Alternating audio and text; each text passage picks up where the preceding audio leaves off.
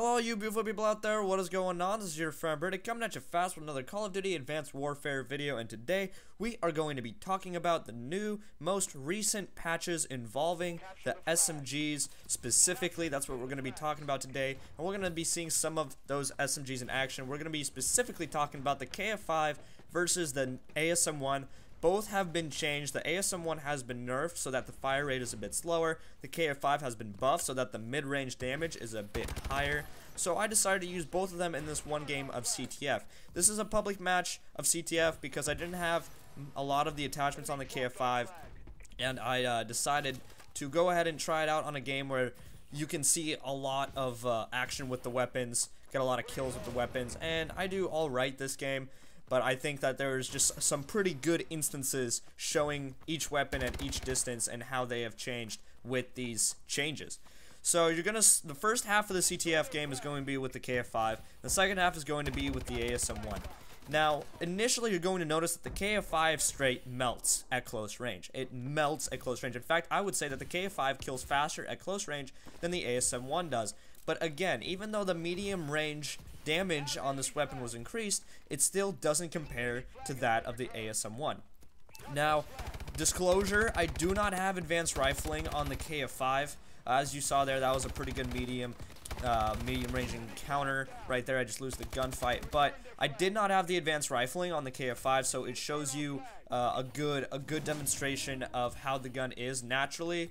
But with advanced rifling, you guys can only imagine that it will get an increased range to that medium range damage and that short range damage, so it would be a bit better. But nonetheless, as you can see, while I get quickscope by this handgun, it still does take a little bit to kill them at a certain range. That was about 4 bullets, I want to say. And the biggest downfall I want to say about the KF5 is its really dumb ability, which I don't like, is that the first 5 bullets deal damage, like normal damage, the damage that I think the gun should do constantly, and then the other 35 just deal damage to that of pea shooters. Like, I don't, that's the reason I'm going to have the KF5 lose this battle versus the ASM1, but you guys can decide which one you like more. Another reason why I don't like the KF5 as much is because you literally have to use the red dot on this weapon. The iron sights are not manageable. They're very difficult to use, especially at range, which is what is in question right now with these patches, because the SMGs, both SMGs are really good at close range. Both fire really fast and both melt at close range, but at medium range is where an SMG needs to be able to have some kind of fighting chance, preferably against an assault rifle. At long range, obviously, and you're going to see both of these weapons have these kind of encounters, at long range, obviously, these weapons don't act as well as assault rifles, and they're not supposed to. They're SMGs. But at medium range, it does seem to me that the ASM1 does kill quicker than the KF5. I honestly thought that guy lied down right there instead of dropping behind that thing, so I was really confused. I was shooting at nothing. But that is what is in question here, is the medium range. So pay attention to that throughout the gameplay, guys, is the medium range encounters. Now, my SM1 does have advanced rifling, but there are some pretty long shots with both weapons. You already saw a few long shots with the KF5. I'm pretty sure there's going to be at least one more before the round ends, so that's going to be a good example. And the ASM1 did have some shots. So as you can see there, the KF5 kills super quickly up close. It does kill super quickly up close. But at medium distances, it can turn into a 4 or 5 shot kill, whereas the ASM1 is usually a 4 shot kill at medium distances. If it's any more, then you're out of range of an SMG, basically. But with the KF5, it seems like it takes a couple more bullets, and especially in competitive play, that can mean the world in difference. So, what about the ASM1? To me, and as you're going to see in the second half of this gameplay, the ASM1 did not change one bit. It still melts. The fire rate difference is not even noticeable unless you pay attention super hard. I honestly did not notice a difference. It still melts, and you're going to see a few ridiculous kills. Here's the long shot, by the way, with the KF5. As you can see, it takes a while. My aim does kind of jump here and there, but I'd say about 6 hit markers on that kill with the KF5 at that range. So that's the longest shot, and the ASM1 also will have 6 hit markers at the longest range. But at medium range, the ASM1 will have 4, and the KF5 will range from 4 to 5, if I do believe so correctly. So damage-wise, the ASM1 is stronger than the KF5, even though the KF5's mid-range damage, or mid-damage range has increased. It's weird phrasing, but basically, There's 3 ranges in an SMG: short range, medium range, long range. Same thing with an assault rifle, but that doesn't really affect the assault rifle too much. Short range is like, I don't know, let's just make up a number. It's 15 feet, let's say that, and that's when an SMG gets you kills with 3 bullets. Then between 15 and 30 feet, let's say that's medium range, that gets you a kill with 4 or 5 bullets, and then after 30 feet, that's like long range, that'll get you with 6 bullets. For example, these aren't exact numbers or statistics from the game itself, but then, you know, you shoot at the KF5's medium range has been increased. So now instead of 15 to 30, you know, feet of good range, it's now maybe 15 to 35 or 15 to 40 instead for the KF5, while for the ASM1 it's still 15 to 30. So the KF5 has a bit more range than the ASM1, but that really doesn't matter much since the ASM1's damage is still higher than the KF5. It doesn't make much of a difference. As you're going to see here with the ASM1, I get some pretty ridiculous kills. There's that kind of long range shot right there on that idle person. That was about 4 to 5 bullets right there. I miss half my shots and I still melt that guy.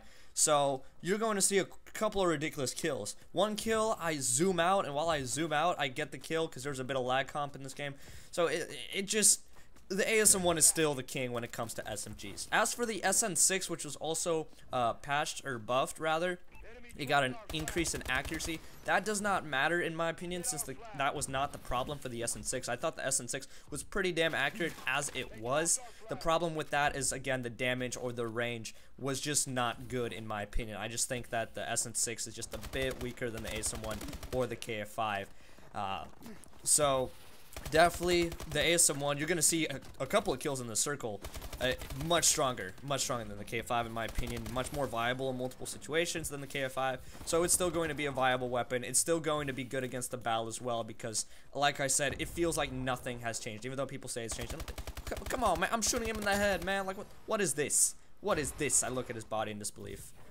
I don't believe it. Here's a long shot with the ASM1. Get that kill before I get picked off. With the KF5, I would not have gotten that kill. I can guarantee you that much. And advanced rifling does not come in at that point. That is long enough range to where advanced rifling does not make a difference. So don't even make that fucking complaint because that is not true. So that is my breakdown on the SMGs. Not really a breakdown, but an overview. Just living proof right here to PlayStation people who haven't gotten the patch yet, or people who haven't played competitive yet or are wondering which SMG is better. The ASM1 is still the best SMG in the game, and it still might as well be the best gun in the game overall compared to the Bala and stuff like that. And this guy, these people just kept sitting in the back of their spawn and actually defending the flag. I forgot that public match capture the flag players actually do this. It was so aggravating because like they were just turtling in their spawn. It was annoying. So you're gonna see me play a bit more aggressive, more close range, challenging their spawn more often and getting those people camping in the back a bit more. But that's about it. While we wait for this gameplay to dwindle all the way down, let's talk about some of the other changes in the weapons. Now, the ARX 160 has been buffed, and it's been buffed amazingly. It's a much better weapon now. It's definitely on par with the IMR when it comes with, oh damn, that rhymed. It's on par with the IMR when it comes to damage output per second. In fact, I think it might be higher because now you can fan the trigger and it will continually spray bullets. And I don't remember if the patch note said that the damage was increased or not, but it feels that way. It feels way more viable now. And it's got it got a mag increase. That's what it was. It got a mag increase. And look at this clutch play, saving the flag from the return. As I'm bringing this home, our teammate returns the flag to our base, so I'm able to put that one down.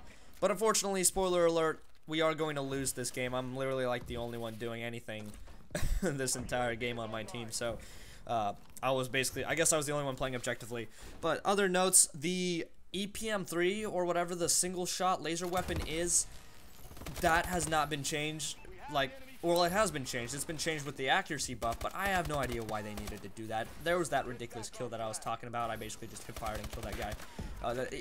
There's no need to buff the accuracy on that thing. It was already a laser beam, literally shooting lasers, and it now has no recoil. Absolutely no recoil. Absolutely no recoil. You can literally FAL that shit and no fucking recoil. It's an amazing gun. Really OP. I definitely recommend using it if you're into using OP weapons. Some other gun balancing issues that I don't really care much about have happened as well. And that's about it. I mean, new broadcaster mode, which looks really good, really useful. Should be fun watching big tournaments again.